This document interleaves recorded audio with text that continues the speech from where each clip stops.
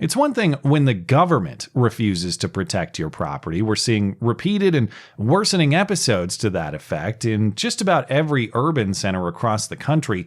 Thefts under a certain dollar amount aren't even considered serious crimes or prosecuted, and supposed justice is focused on rehabilitation and recovery rather than punishment. And so the relaxed approach doesn't create any justice at all. It creates a business model, actually. In San Francisco, for example, there's regular Walgreens where stores are shuttering, and then there's stolen black market Walgreens where inventory is full and business is booming. If you're amazed by the amount of stolen goods, so were we, primarily because San Francisco police say only one person ran the show. Yeah, we're suspecting they're probably making upwards of $500,000 a year. It's another thing altogether, though, when it's not just government enabling that sort of theft and destruction, but when we surrender to it ourselves, when we explain it away or even facilitate it, forgoing any self-defense and instead embracing the victimization.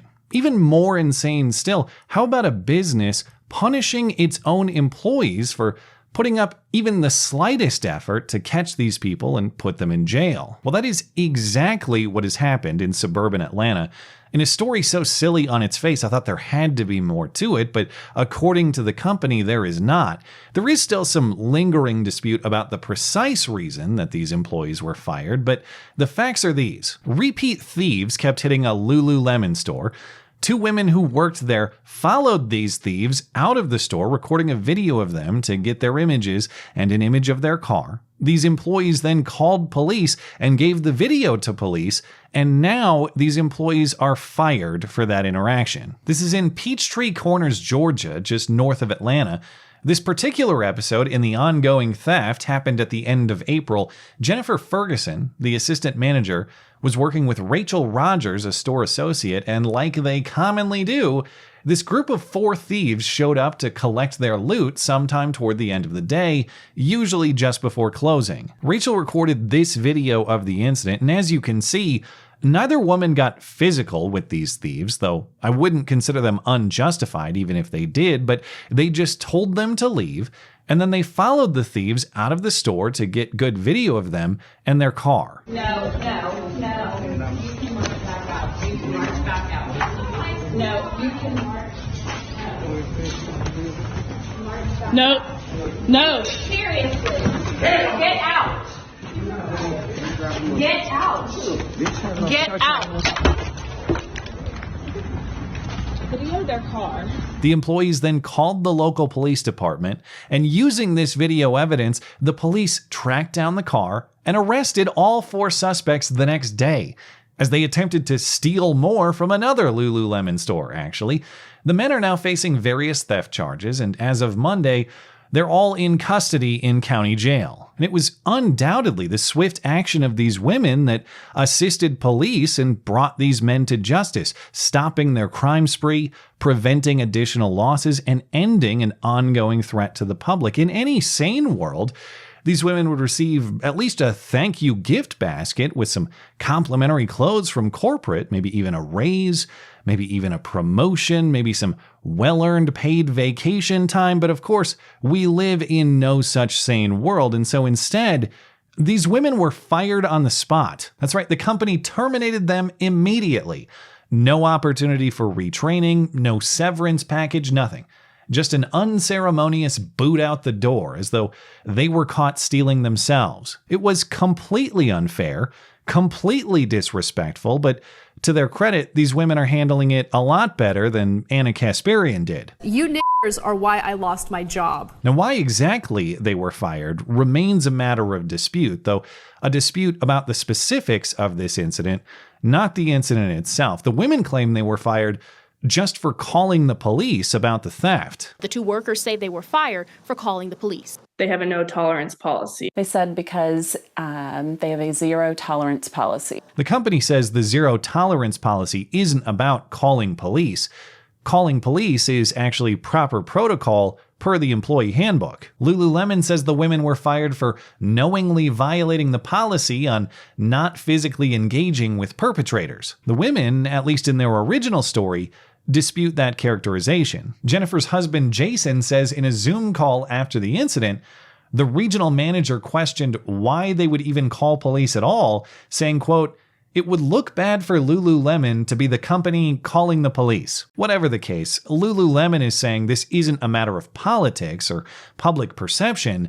This is a matter of employee and customer safety. The company's statement says in part, quote, "Our people's safety is our number one priority, which includes an absolute zero tolerance policy for our employees engaging with guests in a way that could put themselves or others in harm's way." I don't know how they could make such a statement without laughing at themselves while writing it. How is it safe for employees or customers when the same group of thieves keeps raiding this store? According to the women, this was perhaps the 10th time these guys have done this, and I will guess that company management has been made well aware of this issue, yet safely ending this threat has not been a priority. Second, at least implicitly, they call the thieves guests. We don't want our employees engaging with guests in a dangerous way, the statement says. By definition, guests are invited. These guys, to the extent they keep stealing, are not. That's why we call a guy with a ski mask and a crowbar a burglar. He's not invited to the dinner party. He's a crook, so he doesn't deserve the title guest. And third, why zero tolerance anyway? No tolerance for loyal employees trying diligently to navigate a difficult situation in the interest of protecting themselves, supposedly the number one priority here, according to the company's statement, and in the interest of protecting company property. Why is there zero tolerance for employees in that effort, but plenty of ongoing tolerance for the thieves? Who is the criminal and who is the victim here? The statement actually doesn't even clarify. It has no condemnation for the thieves and only describes the supposed wrongdoing of the workers. And of course, that confusion creates further victimization of the victims, and not just in the form of the obvious loss of the job and the income it provides, but there are several other consequences as well. Jennifer's family lost their health insurance, and with her husband self-employed, that makes it much harder to buy. It put us in a bit of a bind. My husband is self-employed, so we're trying to figure out insurance. Without any severance package, Rachel now has to use public unemployment benefits while she searches for a new job. That was my sole income, so I did have to file for unemployment and use all of my savings to pay for my car payment. So not only are these workers paying for the thieves' misdeeds, but so are you. Or at least, so is the Georgia taxpayer. And of course, it's also you who pays if you're a Lululemon customer too, in the form of increased costs to offset these losses. Though at this rate, the leggings will probably be on clearance very soon, free for the taking, either as a matter of this company theft policy or as a matter of the market reality that customers aren't interested in honestly buying them anymore if the company won't protect its honest workers on behalf of dishonest criminals. And I do understand that from the company's perspective, there is a lot more at stake here than just political optics. There are the financial realities of the potential legal liabilities. The employee chases the thief out of the store and then breaks her ankle and sues the company. Or the employee gets a little too aggressive with the thief and then the thief beats her or kills her, and now you've got a wrongful death case. I get it. The company's calculation is that the loss of the goods is almost always less than the potential loss associated with injury, so just let the goods go. It is an unfair situation, but why pass that unfairness off to an honest and loyal employee? Why not instead work toward building a more fair situation? Instead of booting loyal employees out the door, why not go to lawmakers and say, hey, we are experiencing rampant theft and it is creating an unworkable business environment. So we need both better law enforcement to stop this, and to the extent that police can't stop every single episode, we also need a legal landscape that does not hold us, the business, unfairly accountable for situations created by criminals. So in addition to, yes, locking these people up, let's pass that presumption of liability off to the crooks, not to the people doing honest business, boss and employee alike. And I get it. what the hell am I even saying? Consult politicians to solve problems. I know that's probably foolishly naive, but it's a lot less naive than thinking you can just boot anybody who tries to defend you and not expect that by doing that, eventually you're going to have to defend yourself. So it's either chat with the politicians now, take the proper public stances now, or play a much more dangerous game of pitchforks and torches later. And since the company says that safety is its #1 priority, well, it should be a pretty easy choice. And of course, that's an approach that keeps the burden where it belongs, too, on the criminals. We don't want a society that second guesses defending itself. We want a society where criminals second guess whether they really want to try it and then harshly teaches them that they don't if they do.